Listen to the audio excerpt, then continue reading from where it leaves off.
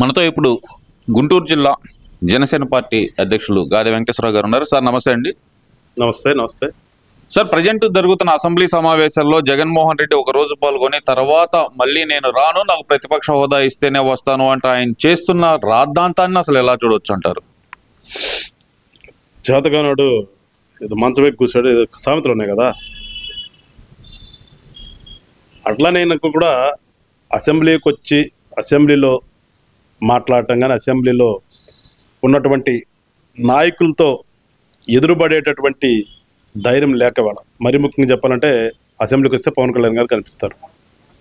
పవన్ కళ్యాణ్ గారిని చూస్తే ఇతనికి మరి ఎందుకు వస్తుందో భయం. మేమైతే మనుషులంగానే ఉన్నాము, మరి ఆయనకి ఎందుకు వస్తుందో కానీ భయం. పవన్ కళ్యాణ్ గారి పేరున్నా, పవన్ కళ్యాణ్ గారి మనిషిని చూసినా కానీ ఒక విధమైనటువంటి భయం వచ్చేస్తుంది నాకు. రీజన్ అదే, అసెంబ్లీలో వచ్చి కూర్చుంటే పవన్ కళ్యాణ్ గారిని చూడాలి, పవన్ కళ్యాణ్ చూస్తే నా వల్ల కాదు, నోట్లోంచి మాట రాదు, నేను చూడలేను, భయం అని ఎగ్గొట్టాడే అనిపిస్తుంది నాకైతే.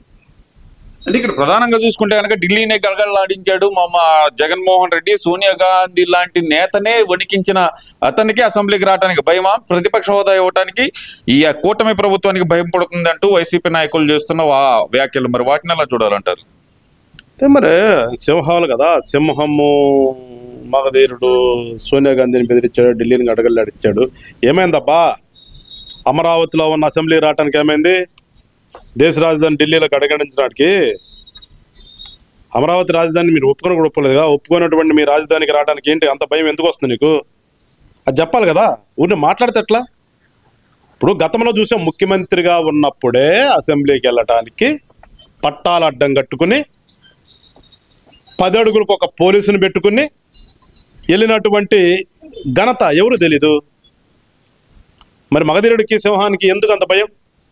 ముఖ్యమంత్రిగా ఉన్నప్పుడు అసెంబ్లీకి వెళ్ళడానికే భయపడ్డాడు. ఇవాళ పవన్ కళ్యాణ్ గారు అనే వ్యక్తి అసెంబ్లీలో కూర్చుని ఉన్నాడు. ఈ బ్యాచ్ అంతా ఏం మాట్లాడారు? ఢిల్లీని గడగడలాడించాడు సింహము అన్నటువంటి ఈ సోకాళ్ళు బ్యాచ్ అంతా పవన్ కళ్యాణ్ గారిని అసెంబ్లీ గేట్ టచ్ చేయిస్తామా, టచ్ కూడా చేయను అన్నటువంటి ఈ ప్రబుద్ధులు, ఈ బ్యాచ్ అంతా ఎక్కడున్నారు? ఎలా టచ్ చేయనివ్వము అన్నటువంటి బ్యాచ్ అంతా ఎక్కడుంది? ఎవరినైతే టచ్ చేయనివ్వము అన్నటువంటి వ్యక్తి ఎక్కడున్నాడు? వాడ అది కదా. ఇవాళ ఏదో పోల్చి పైకి కిందకి ఆరోహణ అవరోహణ మాట్లాడుతున్నాడేనా? అది కాదు కదా.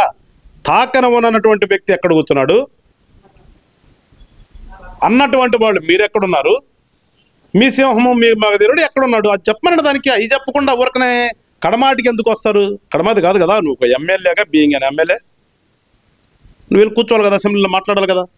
సరే, ప్రతిపక్ష హోదా అడుగుతున్నావు, ప్రతిపక్ష పాత్ర ఇవ్వమంటున్నావు, దానికి ఒక సిస్టమ్ ఉంది కదబ్బా. మనమేం ఊరకనే రాజరికంలో ఏం లేము కదా, ప్రజాస్వామ్యంలో కదా. ప్రజాస్వామ్యంలో కొన్ని ప్రెసిడెంట్స్ ఉంటాయి, కొన్ని లా ఉంటాయి, కొన్ని ప్రొసీజర్ ఉంటుంది. ఆ ప్రొసీజర్ నేను చూపిస్తాను. ఎట్లా ఇస్తారు అతనికి? ఎట్లా ఇస్తారు అతనికి? ఒకసారి దీన్ని నీకు చెప్తాను, ఈ డేట్లో నువ్వు కూడా దీన్ని చదువుకో. జూలై 23, 2014లో అప్పుడున్నటువంటి ఇండియన్ గవర్నమెంట్ అటార్నీ జనరల్ గారు ఇచ్చినటువంటి ఒపీనియన్ ఇది. అప్పుడు 2014లో కూడా ఇదే పరిస్థితి.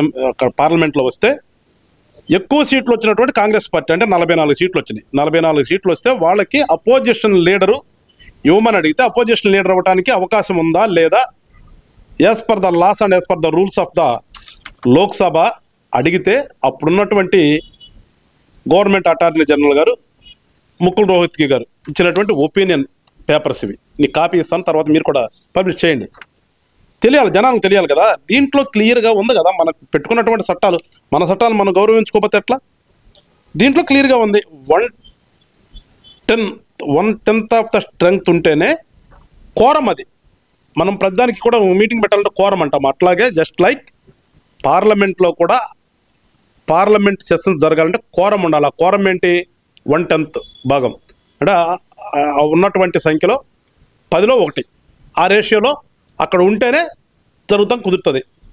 దానికి ఈక్వలెంట్గా సీట్లు ఉన్న వాళ్ళకే అపోజిషన్ లీడర్ ఇస్తారనేది దాని సారాంశం. అదే ఆయన ఇచ్చినటువంటి ఒపీనియన్ ఆయన సొంతంగా ఇచ్చింది కాదు, ఉన్నటువంటి లోక్సభలో ఉన్నటువంటి రూల్స్ డెసిషన్స్ బట్టే. అవి కూడా 1956లో అప్పుడు ఫస్ట్ స్పీకర్ ఆఫ్ లోక్సభ జీవి మావలాంకర్ గారు ఆయన కొన్ని డెసిషన్స్ పెట్టినటువంటిది, డైరెక్షన్స్ ఇచ్చినటువంటి ఆ డైరెక్షన్స్ ప్రకారం అవన్నీ తీసుకుని ఆయన ముకుల్ రోహత్గి గారు ఒక ఒపీనియన్ ఇచ్చాడు. ఆ ఒపీనియన్లో 121 డైరెక్షన్స్ ప్రకారం క్లియర్గా ఉంది. 1/10 మెజారిటీ ఉంటేనే లీడర్ ఆఫ్ అపోజిషన్ వస్తుంది, స్టేటస్ వస్తుంది అనేది.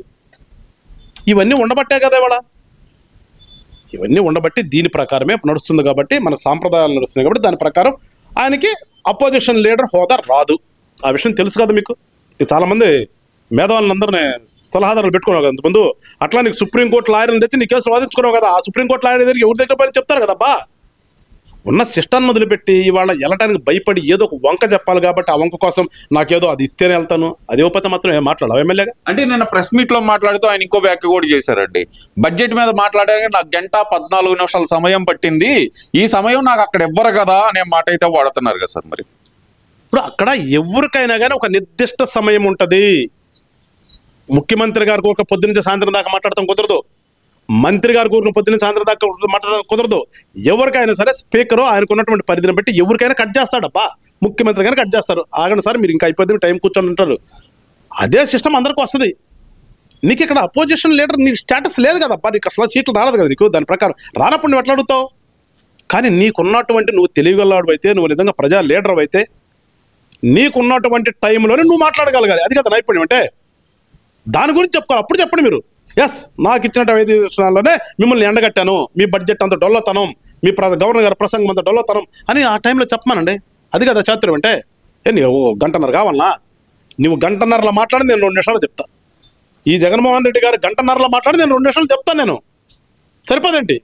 మనకు అవసరం ఏంటి? అవతల వ్యక్తి జనాలకి అర్థమయ్యే భాషలో 4 ముక్కలు చెప్పడమే. నువ్వు ఊరికే లెక్కలెత్తి ఎవరికి కావాలి? నీ లెక్కలు ఎక్కల బుక్ పట్టుకున్నట్టుగా ఎక్కల బుక్ ఎవరికి కావాలండి? ఎవరా 2 రోజులు 4 అయిపోతుంది కదా. 2 రోజులు 4 చదవడానికి నువ్వు కింద నుంచి పైకి, పై నుంచి కింద చదవాలన్నా? అవసరం లేదు కదా. నీ విఘ్నత అది. అంటే మనకు అసలు చేత కాదు. చేత కానప్పుడు ఏదో ఒక వంక, ఆ వంకే ఇవాళ వచ్చినటువంటి నాకు అది ఇవ్వట్లేదు, నాకు టైం ఎవరు అసలు నువ్వు. నేను ఇప్పుడు ఇంకోటి చెప్తాను, అసలు నువ్వు అసెంబ్లీ కూర్చున్నావా? ఇప్పుడు జరుగుతున్నటువంటి ఈ 24 తర్వాత ఏర్పడినటువంటి ఈ అసెంబ్లీలో నువ్వు అసలు అడుగు పెట్టింది ఎప్పుడు? ప్రమాణ స్వీకారంకి వెళ్ళే వచ్చావు. మళ్ళీ నిన్న బడ్జెట్ సెషన్ జరుగుతుంటే వెళ్ళావు, బయటకు వచ్చావు. నువ్వు అసలు కూర్చుని మాట్లాడింది ఎప్పుడు?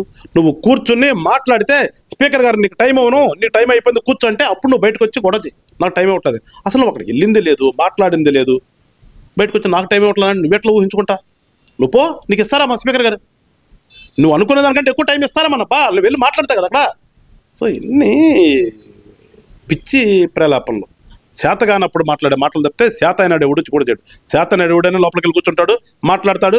గవర్నమెంట్ని నువ్వు ప్రతిపక్షం పాత్ర చేయి. జనసేన మేము చేసాం.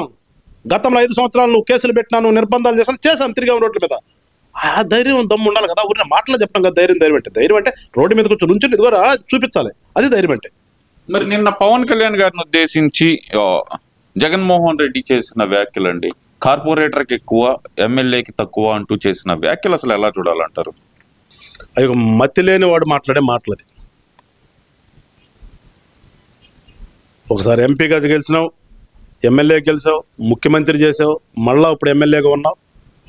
నీకు నువ్వు చెప్పుకుంటావు సీనియర్ లీడర్ నన్ను కదా. ఒక ఎక్స్ సీఎం హోదాలో ఉన్నటువంటి నువ్వు నీ నోట్లోంచి ఏం మాటలు వస్తున్నాయి అంటే ఏంటంటే నీ మతి స్థిమితం సరిగా లేదు. మేము భావిస్తుంది అదే. మేమేమో తిట్టాల్సిన అవసరం లేదు, తిట్టడం అనేది మానేజం కదా వాళ్ళకలాగా. ఒక గతంలో నువ్వు ముఖ్యమంత్రిగా పరిపాలించి ఒక పార్టీకి లీడర్ అయి ఉన్నప్పుడు నువ్వు ఏం మాట్లాడతాను? జగన్మోహన్ రెడ్డి గారిని ఒక విలేకరు క్వశ్చన్ అడిగాడు, నువ్వు నీ యొక్క ప్రెస్ మీట్లో అడిగాడు, ఇట్లా అన్నారు కదా, దానికి సమాధానం చెప్పు. నువ్వు దానికి ఉదాహరణ కూడా ఉంది కదా. నువ్వు ఇంతకుముందు కూడా చెప్పావు కదా 3 రాజధానులు అక్కడ దక్షిణాఫ్రికాలో ఉందని. నువ్వు దక్షిణాఫ్రికాలో 3 రాజధానులను కోట్ చేసినప్పుడు ఇవాళ ఆయన అదే కోట్ చేశాడు.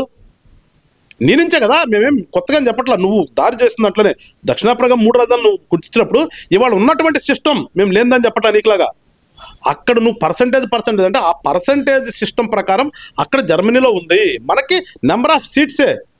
నువ్వు ఎంత పర్సంటేజ్ వచ్చిందని కదా నువ్వు సీటు గెలిచావా లేదనేది.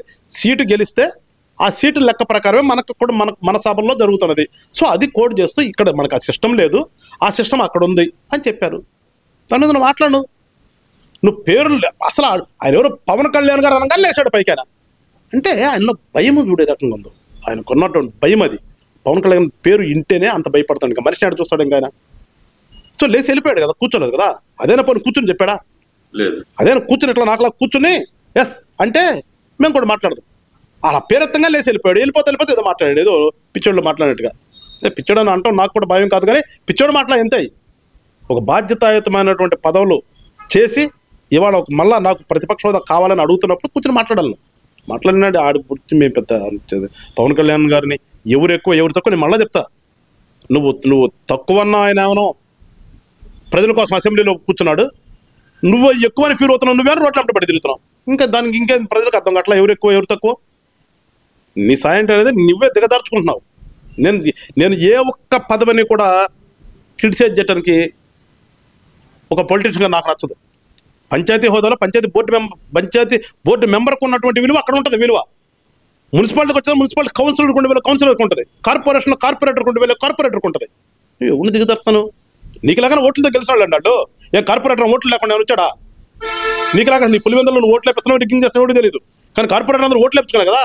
అంటే ఒక ప్రజల చేత ఎన్నుకున్నటువంటి ఒక కార్పొరేటర్ నీ దృష్టిలో సులకనా? నువ్వు మాట్లాడేదే కదా కార్పొరేటర్ అంటే. కార్పొరేటర్ని తీసేస్తారు. కార్పొరేటర్ కూడా ప్రజాస్వామ్యంలో ఓట్లతోనే గెలిచింది కదా. అక్కడ ఉన్నటువంటి ఆయనకు సంబంధించినటువంటి ఆ టెరిటోరియల్లో ఉన్నటువంటి 5,000 ఉంటారు, 10,000 ఉంటారు, 20,000 ఉంటారు, ఆ ఓట్లలో మెజారిటీ ప్రకారం గెలిచినాయి కదా. ఆ పదవిని కూడా నువ్వు సులకన చేసి మాట్లాడుతున్నావు అంటే ఏమన్నా నిన్ను? ఎట్లా నువ్వు ప్రజాప్రతినిధి అవుతావు? ఎట్లా నువ్వు పార్టీకి లీడర్ అవుతావు? ఎట్లా నీకు అపోజిషన్ స్టేటస్ అవ్వాలి నీకు? అన్నీ కూడా ఆయన ఒక ఆ మాటలోనే అర్థమవుతుంది. ఆయన భయం కానీ, ఆ మతి మెంటల్ ఎబిలిటీ కానీ, ఆ మెంటల్ బ్యాలెన్స్ లేకపోవడం కానీ ఇవన్నీ కనిపిస్తుంది. అందుకని ఆయన గురించి పెద్దగా మేము మాట్లాడుకోవాల్సిన లేదు. ఆయన 100 మాట్లాడినా కానీ పవన్ కళ్యాణ్ గారికి ఆయన భాషలో చెప్పాలంటే ఊడదు.